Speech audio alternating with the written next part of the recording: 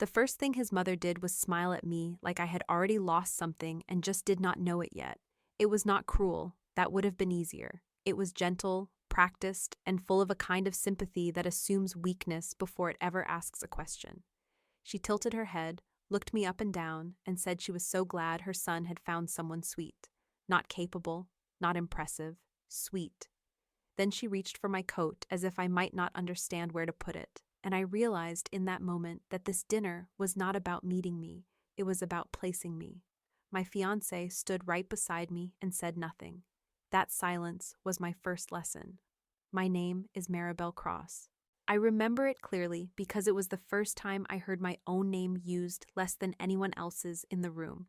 We were seated at a long dining table that looked like it had been polished for generations, the kind of table that carries inheritance in its grain. His father sat at the head, his mother at the opposite end, and the rest of the family arranged themselves like a quiet jury. I was placed next to my fiancé, close enough to be seen, but not close enough to be addressed. They asked him where we planned to live. They asked him how long he expected to support us. They asked him whether he felt ready for that responsibility. Responsibility, as if I were a line item. I was sitting right there. His mother spoke slowly when she addressed me, each word softened and stretched like I might miss the meaning if she moved too fast. She asked if I was nervous about marriage. She asked if I had ever lived on my own. She asked if I planned to work, and when I said yes, she smiled again and said it was nice that I wanted to try.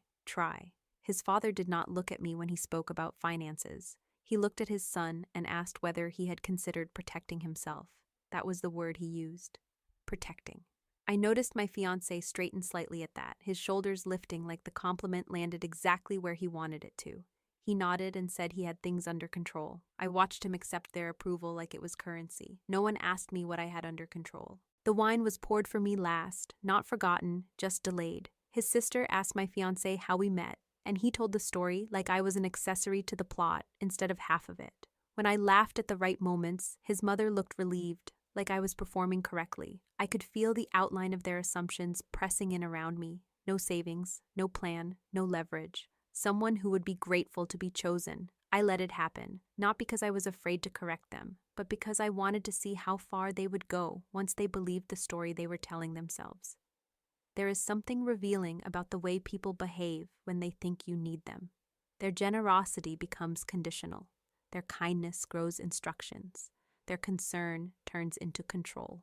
At one point, his mother reached across the table and patted my hand. She told me I did not need to worry because their family took care of their own. She said it like a promise and a warning at the same time. I thanked her. My fiancé squeezed my knee under the table, not in support, but in reassurance to himself. I could feel it. The confidence of someone who believes he is holding the stronger position. Dessert arrived, and with it, advice I did not ask for. Budgeting tips, suggestions about modest ceremonies, comments about how simple beginnings build character. Each sentence assumed I would be receiving, not contributing. I watched their faces as they spoke, relaxed and comfortable in their conclusions. No one questioned whether they were right. I smiled, I nodded, I stayed quiet. Curiosity is a powerful thing when paired with patience. When we left that night, his mother hugged me tightly and whispered that everything would work out as long as I trusted her son. My fiancé smiled proudly, like he had passed a test. In the car, he told me his family just wanted what was best for us. He did not ask how I felt. He did not need to. He believed he already knew. As I looked out the window, I made myself a promise. If they wanted to believe I had nothing, I would let them. After that first dinner, something shifted, not loudly, not in a way I could point to and protest, but quietly, like furniture being moved an inch at a time until you trip over it in the dark. His family stopped asking questions altogether and started making plans. They spoke about our future like it was a group project, and I was the part that needed supervision. It was not hostility, it was certainty, the kind that settles in when people believe they understand your limits. At brunch the following Sunday, his mother brought a folder, a real one, thick and beige, the kind people use when they want to feel organized and authoritative at the same time. She slid it across the table toward my fiancé, not me, and said she had taken the liberty of drafting a starter budget. Starter, as if my life was a training exercise. She talked through line items slowly, explaining sacrifices I should be prepared to make, apartments I should be willing to accept, comforts I should not expect. I nodded politely while stirring my coffee, listening to my future reduced to a spreadsheet I had never asked for. His father cleared his throat and mentioned a prenuptial agreement. He said it gently, like a favor. Protection, he called it again. For my fiancé, of course. Everyone laughed lightly, like this was practical wisdom being passed down, not a warning about where they believed power belonged. I noticed how naturally the conversation flowed around me, how no one waited for my reaction. They already had it imagined, grateful, relieved, lucky. My fiancé absorbed all of this, like it confirmed something he had been trying to articulate to himself. On the drive home, he repeated their language almost word for word. He talked about responsibility and realism, about how someone needed to be the planner. He said he did not mind taking that role. He said it like a gift. When I asked where I fit into these plans, he smiled and said I did not need to stress about details. He had it handled. That was new. He started making decisions without looping me in. Small things at first. Which venue tours to cancel, which guest list options were unrealistic, which expenses were unnecessary. Each choice was framed as efficiency, but together they formed a pattern. My input became optional. My agreement became assumed. When I hesitated, he would gently remind me that his family had experience, that they were only trying to help us start strong. Start strong meant start quiet, apparently. What he did not know, what no one in that family knew, was that money had never been emotional to me. It was not dramatic or indulgent or symbolic. It was methodical. It was something I had learned early to respect, to track, to keep boring and stable. There was no single moment that taught me that lesson. It was more like background noise, a discipline built from years of watching people confuse comfort with security. I carried that history the way some people carry muscle memory. It did not announce itself. It just worked, so I let them think I needed guidance. I let his mother send me articles about budgeting for beginners. I let his sister offer advice about finding affordable hobbies. I let his father talk about the importance of marrying up in ambition, not assets, while looking directly at his son. Each comment pressed a little harder, testing whether I would shrink or resist. I did neither. I stayed pleasant. I stayed agreeable. I stayed quiet enough to be underestimated. The thing about being underestimated is that people stop editing themselves around you. They speak freely. They reveal priorities. They show you exactly how they intend to treat you once the paperwork is signed. One evening, his mother invited me for coffee alone. She said she wanted to bond. She talked about marriage as if it were a series of trade-offs I should be thankful to accept. She offered to help me manage my future, her words, not mine. Help me adjust expectations, help me understand my role, help me feel secure. I smiled across the table, wrapped my hands around the warm mug, and thanked her for her concern. Inside, something clicked into place, precise and calm. Not anger, not fear, clarity. They believed I needed them, and because of that, they were already showing me everything I needed to know. Once the ring was on my finger, the tone changed again. Engagements, I learned, are contracts long before they become celebrations. The champagne and smiles were just packaging. Underneath, everything hardened. Decisions became binding. Opinions became policy. His parents stepped fully into authority, citing experience and generosity as justification. They insisted on handling deposits, vendors, and contracts because, as my fiancé explained more than once, I was not in a position to contribute financially. He said it casually, like a fact everyone already agreed on. No one looked at me when he said it. No one waited for my correction. I watched my name disappear in real time. Emails went out without me copied. Meetings were scheduled when I was unavailable, then summarized afterward as if my presence would not have changed anything. His mother took possession of a binder that held every receipt, agreement, and confirmation. She carried it like a ledger of power. When I asked about a venue choice, she told me not to worry about the details. When I asked about a contract term, my fiancé kissed my forehead and said he had it handled.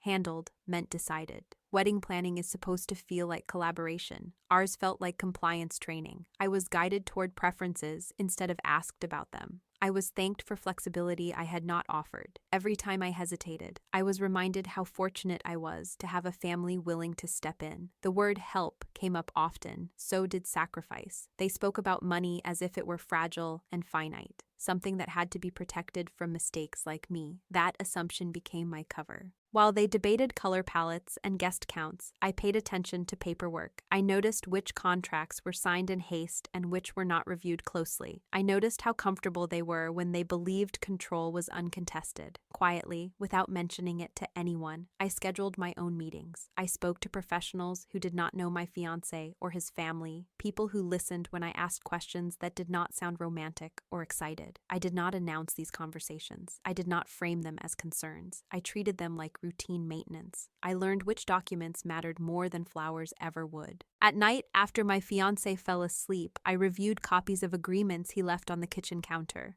I read every line, not looking for drama, just structure. Ownership, responsibility, exit language. I was not planning an escape. I was studying the architecture of commitment. There is a difference. One is emotional, the other is procedural. People confuse them because they want to believe love overrides logistics. It does not. As the wedding approached, expectations solidified. His parents spoke with increasing confidence about the future, about roles and responsibilities already assigned. They talked about managing finances together, meaning them and their son. They talked about allowances and protections, about making sure everything was fair. Fair, in their vocabulary, meant unequal but justified. I nodded along, absorbing tone and intent. No one suspected I was listening for anything other than reassurance. The closer we got, the less they checked with me. That was the tell. The final agreement was presented during a casual afternoon meeting at his parents' house. It was framed as a formality, a way to simplify things before the big day. His mother placed the document in front of my fiancé, walked him through the summary, and explained how it protected everyone involved. She did not turn it toward me. My fiancé glanced at me briefly, then back at the page. He said it was standard. He said it was nothing to worry about. I asked one question, carefully chosen, mild enough not to alarm anyone. His father answered it for me. My fiancé squeezed my hand, a signal meant to soothe, not silence. I let it work. They slid the pen across the table to him. He signed without hesitation. No one asked if I had concerns. No one offered to explain it to me directly. No one imagined I might object or even understand the implications. I watched the ink dry, feeling the weight of the moment settle in my chest. Not dread, not regret, confirmation. They had just locked in a belief they would not revisit until it was too late. In the final weeks before the wedding, the tone shifted from polite oversight to something sharper. Condescension no longer bothered to dress itself up. His parents began speaking openly about contingencies, about what would happen if things did not work out the way they hoped. If I struggled, if I failed to adjust, if I could not keep up. They said these things in my presence, calmly, as if discussing weather patterns. My fiancé reassured them with a confidence that would have been touching if it were not so revealing. He told them he had protected himself. He told them everything was handled. I sat there and listened, invisible by design. They assumed my silence was confusion or gratitude. It never occurred to them that it might be strategy. Underestimation has a way of turning people careless. They stopped lowering their voices around me. They stopped filtering their concerns. I heard what they thought of me when they believed I did not have the power to respond. I learned exactly how disposable they believed I was. Behind the scenes, nothing was left to chance. Everything that mattered had already been reviewed, clarified, and set in motion. I moved through those weeks with a calm that surprised even me. There was no scrambling, no second guessing. I knew where every document lived, who had copies, and what each signature meant. I had asked my questions early, quietly, when curiosity did not look like resistance. I had taken notes while everyone else was celebrating. My fiancé mistook my composure for dependence. He liked feeling essential. It made him taller somehow. When he talked about our future, he spoke as if he were carrying me toward it. He did not notice that I was walking beside him, counting steps. When his mother reminded him again to be careful, he smiled and told her he had everything under control. He did not look at me when he said it. I let him keep that belief. As the wedding drew closer, the narrative around me solidified. I was framed as delicate, lucky, someone who would need guidance long after vows were exchanged. His sister joked about teaching me how to manage expectations. His mother spoke about easing me into responsibilities. Their kindness had edges now, thin and unmistakable. I smiled through it all, playing the part they had written for me because it served me better than the truth ever could. The night before the ceremony was quiet, too quiet for nerves. I sat alone in the hotel room, my dress hanging untouched, shoes placed neatly by the door. Outside, the city hummed with normal life, unaware that a private reckoning was about to take place. I did not feel fear. I did not feel doubt. What I felt was clarity, the kind that settles in when you have done your work and there is nothing left to adjust. I thought about the first dinner, the pitying smile, the assumptions layered one on top of another until they became certainty. I thought about how easily people accept a story that flatters their sense of control, how rarely they question it when it places them above someone else. They had believed I was unprepared because they needed me to be. I slept soundly. In the morning, the venue buzzed with activity. Florists moved quickly, family members offered instructions. His mother barely acknowledged me as she coordinated details that no longer concerned her. My fiancé kissed my cheek and told me everything looked perfect. He meant the setup. He meant the illusion. I nodded and thanked him. When it was time to walk inside, I paused for a moment at the entrance. The doors were tall and heavy, polished to a shine that reflected the version of me they thought they knew. Someone fragile, someone dependent, someone grateful just to be there. I adjusted my posture, smoothed my dress, and stepped forward. Everyone inside believed they were about to witness the culmination of a story they had already written. They had no idea they were standing at the edge of its ending. The door closed behind me with a sound so soft no one noticed it, but everything changed in that moment. Inside the venue, music was cued, guests were seated, and my fiancé stood at the front wearing the confidence of a man who believed the ending was guaranteed. His family sat in the front row, relaxed, satisfied, already congratulating themselves. They thought this was the last step. They did not realize it was the trigger. I walked forward, calm and steady, and took my place. When the officiant began, I let it continue just long enough for everyone to settle into expectation. Then I spoke. Not loudly, not emotionally. I said one sentence that did not belong in a ceremony, and the room tilted. I stated that the wedding could not proceed under the current legal conditions and that documentation had been filed earlier that morning. Silence followed, thick and immediate. My fiancé turned to me, confused, smiling at first as if this were a joke he had not been warned about. It was not. The coordinator stepped forward, whispering urgently. Phones came out. His mother stood halfway, already demanding explanations. I reached into my bag and handed over copies of documents I had prepared weeks earlier, documents that had been reviewed, notarized, and activated the moment a condition was met. That condition had just been met. Contracts do not care about emotions. They respond to timing. My fiancé's smile faded as he scanned the pages. He did not need to read far. His name was there. So were clauses he had never thought applied to him. Ownership clarified, obligations assigned, protections enforced. Everything he believed he had secured for himself now worked in reverse. The agreement he had signed without concern had activated provisions he never imagined would matter. His father reached for the papers, anger rising fast, but authority dissolves quickly when it has no footing. The language was clear. The signatures were his son's. The timeline was undeniable. There was nothing to argue, only consequences to absorb. My fiancé looked at me then, really looked at me, and I watched understanding replace disbelief. He opened his mouth to speak, but there was nothing left to negotiate. Silence had been my language for months. This was his first time hearing it clearly. The wedding ended without an argument because there was nothing to fight. Staff began quietly dismantling what had just been rendered irrelevant. Guests stood awkwardly, unsure where to look. His mother's face shifted through disbelief and something close to panic as she realized control was gone, not challenged. Gone. I gathered my things and walked back down the aisle alone. No one stopped me. No one could. Outside, the air felt lighter, like pressure released all at once. I did not feel victorious. I felt finished. Later, when the noise had faded and explanations were being demanded elsewhere, I sat by myself and let the stillness settle. What had happened was not sudden. It was simply revealed all at once. People mistake quiet for weakness because it comforts them. They mistake patience for submission because it flatters their sense of dominance. Betrayal follows that pattern more often than anyone wants to admit. I did not destroy anyone. I stepped out of a structure that was designed to collapse on me and let it fall under its own weight. That is the part people misunderstand. Consequence feels like punishment only when you believe you were entitled to immunity.